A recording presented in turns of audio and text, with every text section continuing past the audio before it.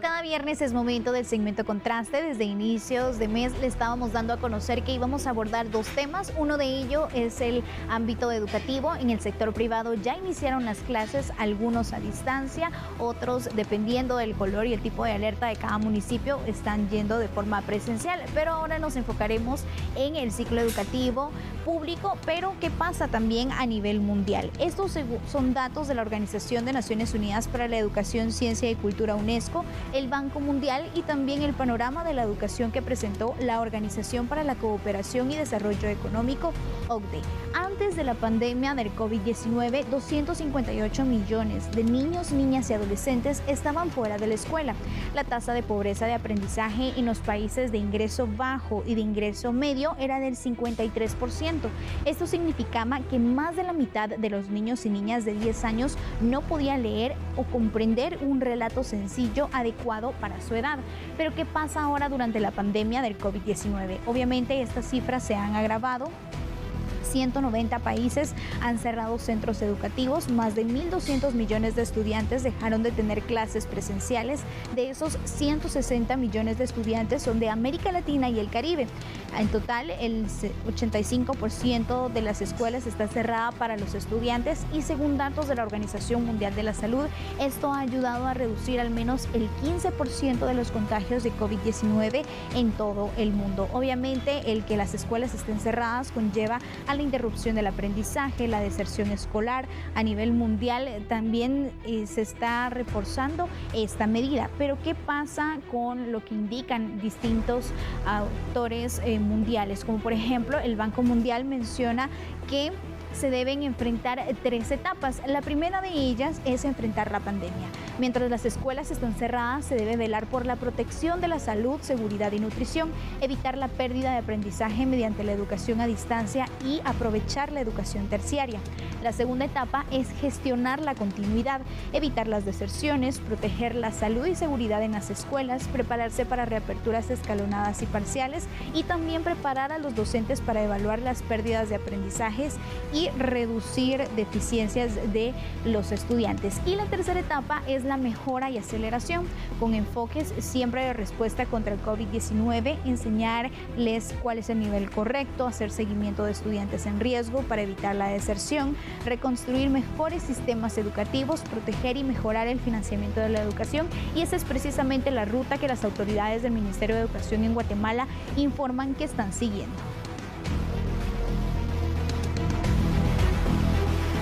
Ya se espera que el próximo 22 de febrero los niños y niñas del sector público asistan a clases o bien las reciban de forma virtual dependiendo del semáforo de alertas en cada municipio. Conoceremos cuáles son los esfuerzos que están realizando las autoridades en cuanto al establecimiento de protocolos y también los programas que van a dar.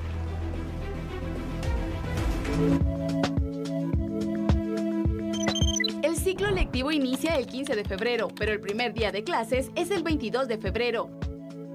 Se prevé que el proceso de inscripción culmine el 31 de mayo y el cierre del ciclo escolar sea el 30 de noviembre. Los programas que el Ministerio de Educación entregará a estudiantes y alumnos son alimentación escolar, útiles escolares, bono de gratuidad de la educación y los maestros recibirán la valija didáctica. La alimentación escolar, los útiles escolares, la valija didáctica y la gratuidad en la educación. Esto será un desembolso total para estos primeros días de clase de 730.221.000. Ya las organizaciones de padres de familia están próximas a recibir el primer desembolso para poder comprar los utensilios de mascarillas y los utensilios de limpieza de los centros educativos. Es importante mencionar que va un instructivo y en ese instructivo inicia justamente el proceso de capacitación desde cómo realizar la compra hasta cómo usar cada uno de estos insumos, tanto, por ejemplo, el cloro, como hacer la distribución proporcional para poder limpiar superficies como los escritorios, las mesas, pero también para desinfectar pisos y desinfectar servicios sanitarios.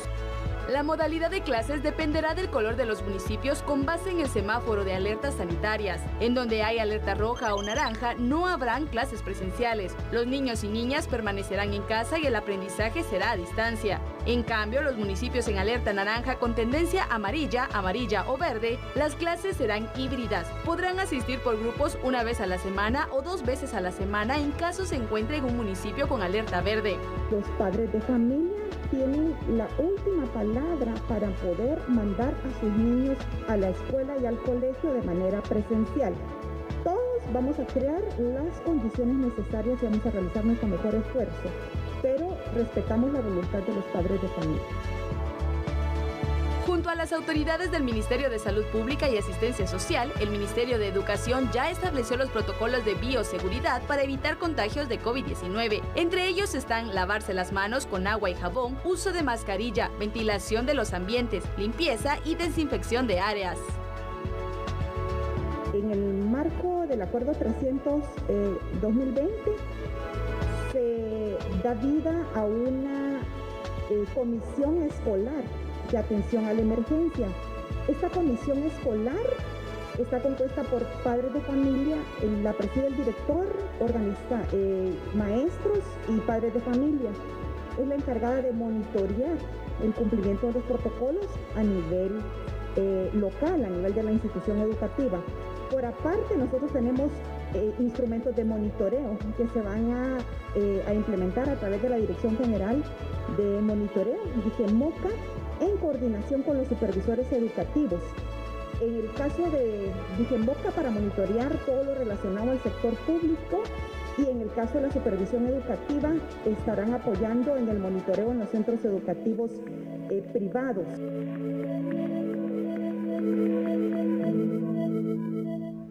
Hay un trabajo en conjunto entre el Ministerio de Educación, el Ministerio de Salud Pública y Asistencia Social, las organizaciones de padres de familia, directores, maestros, también de la Asociación de Colegios Privados para que todo este ciclo escolar funcione con total normalidad. Pero ahora veremos otro tema relacionado al trabajo que están realizando sobre las reparaciones en los centros educativos.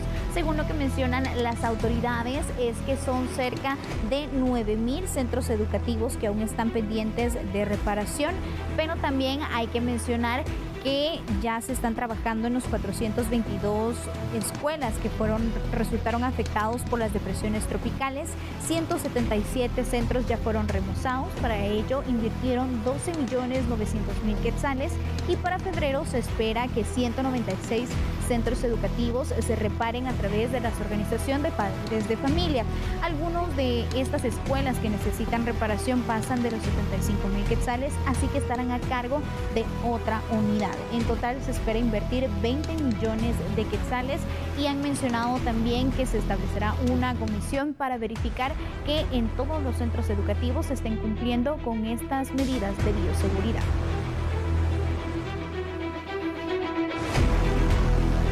Esperamos entonces que esta información sea sumamente importante para todos esos niños y niñas que iniciarán el ciclo escolar en el sector público, y es lo que hemos preparado en el segmento Contraste.